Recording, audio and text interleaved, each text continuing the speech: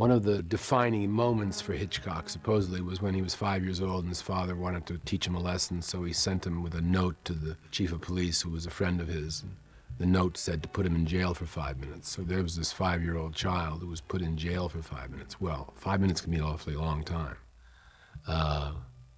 if you're terrified.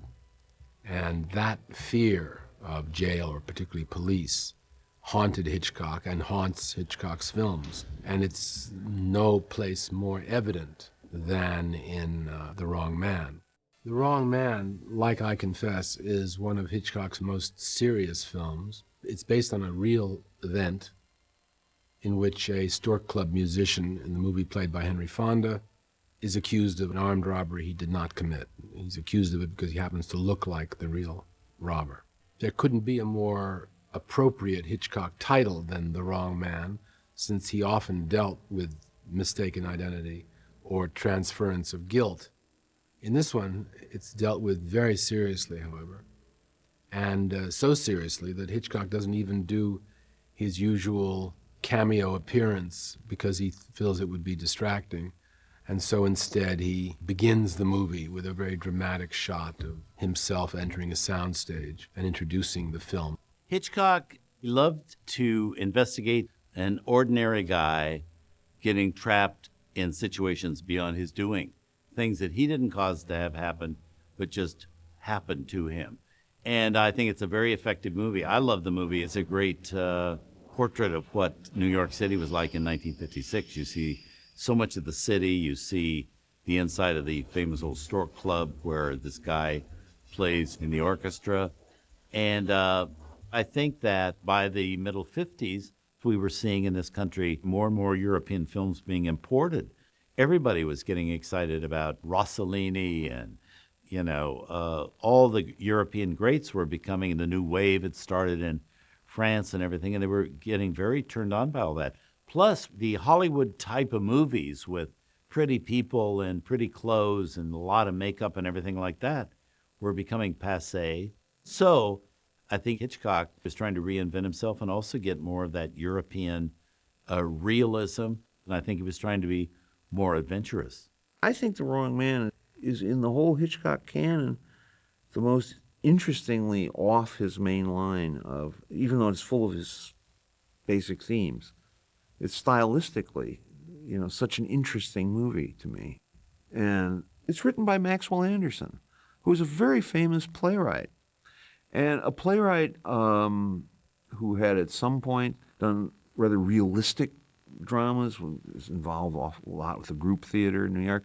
So here he's doing something that I think he does very well. I think it's a good script. The impressive thing about the script, and I still say this, and I wish I'd kept a copy, was that you could feel the height of the camera. You could feel the duration of the shot. You really saw the movie when you read the script. It was really that precise. And Hitchcock so storyboarded everything. He had every scene plotted out before he ever filmed a foot of film for many reasons. One of them was because he didn't want to do extra footage, which would allow the studio then to maybe take over the film and recut it. He didn't leave them any extra footage for them to cut with. So he had everything plotted out, but it also allowed him to see the movie before he ever made it. But as he always said, by the time it was time to make the movie, he was bored sometimes with it. He'd already plotted it out, and that was the fun part. Then when he, had to turn the camera on, that was work, because he had to make the movie then. Nobody plays the ordinary man better than Henry Fonda, who was anything but an ordinary guy, but had that ability to be every man. And it's a tribute to Henry Fonda as an actor that he's able to so completely enter into this Italian Stork Club musician that you really do lose thought that this is Henry Fonda. He was, of course, one of the great American actors and a great American star. One of the few stars that could get away with a performance like this, where his persona was not strong enough to overcome the real person he was playing. He was A, a gentleman, B, a man who never played the star or thought of himself as a star. If the phone rang, and there's always the phone on the stage on a little rolling stand, and if he was sitting in his chair and there was no one around, he would get up and answer it. I mean, that was for sure. He was bright, reasonably well read, and he painted. He painted like Andrew Wyeth. And after he died, I think there was a show of his work, maybe more than one, and I've seen reproductions of it. It's quite good. His wife, brilliantly played by Vera Miles, who was originally supposed to play the lead in Vertigo and got pregnant and didn't play it, and Hitchcock never forgave her. But Vera Miles plays the wife, and she gives an extraordinarily subtle and brilliant performance. And the implication is, of course, that she seems to have perhaps believed that he did do it, that he was guilty. And because of that, her guilt drives her crazy. And this poor wife, who perhaps has a moment of distrust, pays for it heavily. And that loss of the love between them is one of the most poignant things about the movie. It's a very sad picture. And again, shows Hitchcock in a mood that is anything but the entertainer. I was fortunate to direct Vera Miles in Psycho 2, reprising her part from the first film. And she is an absolute powerhouse on set. The fact that she's very beautiful, I think, probably works against people taking her as seriously as an actress as she would now be taken, I think, if she had been in Vertigo as Hitchcock had intended. But I'm also a great fan of John Ford, and she appears in a couple of great John Ford films, including The Searchers. And I asked her about that, and she was going back and forth between Hitchcock and Ford. And apparently she would arrive on a Ford set, and Ford would say, what's the matter? You're talking about a plum in your mouth. What, have you been hanging around with Englishmen or something? What's the problem here? And then she would get back to the Hitchcock stable, and he would reach around and pretend to take a straw out of her hair and say, what have you been lying in a haystack here, Vera? What are you hanging out with those people for? So she was being torn between arguably the two greatest directors in the world at the time. Hitchcock was a very easy man to work with. He was very complimentary to everybody whose work was good, and the atmosphere was extremely relaxed.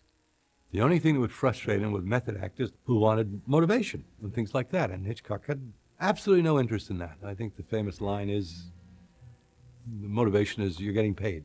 You get excited by Hitchcock, you get thrilled by Hitchcock, you hold your breath because of Hitchcock, but not many Hitchcock movies have a scene in which you get emotionally affected by that. And there is the scene where the father comes home and has the scene with the son.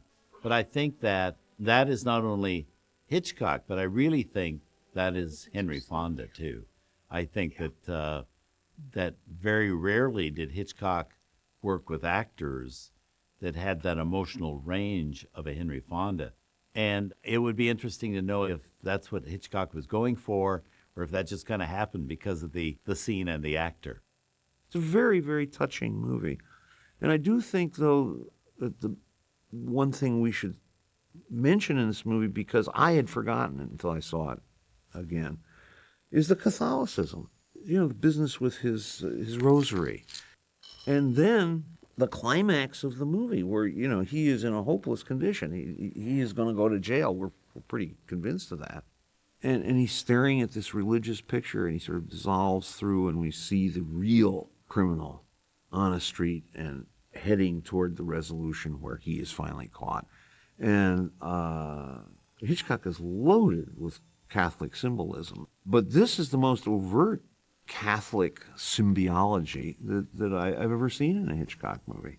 Bernard Herrmann's work with Hitchcock on The Wrong Man was his third film with the director.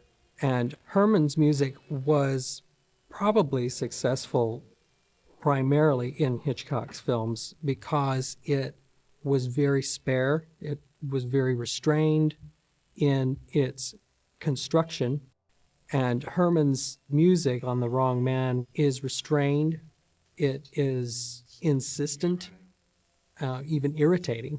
The Wrong Man is very interesting to me because it relies on a very narrow and concentrated network of ideas, and is an excellent example of how that concentrated and subdued approach can be very powerful. This wasn't one of his most successful films. In fact, it wasn't particularly successful at all.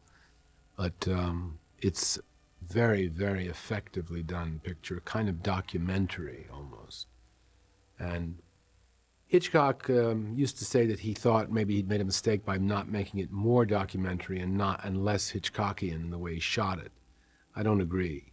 I think The Wrong Man is one of the most emotional of Hitchcock's pictures, told with extraordinary restraint and a sense of reality. Just the opposite of the kind of artifice that Hitchcock's famous for and that he popularized.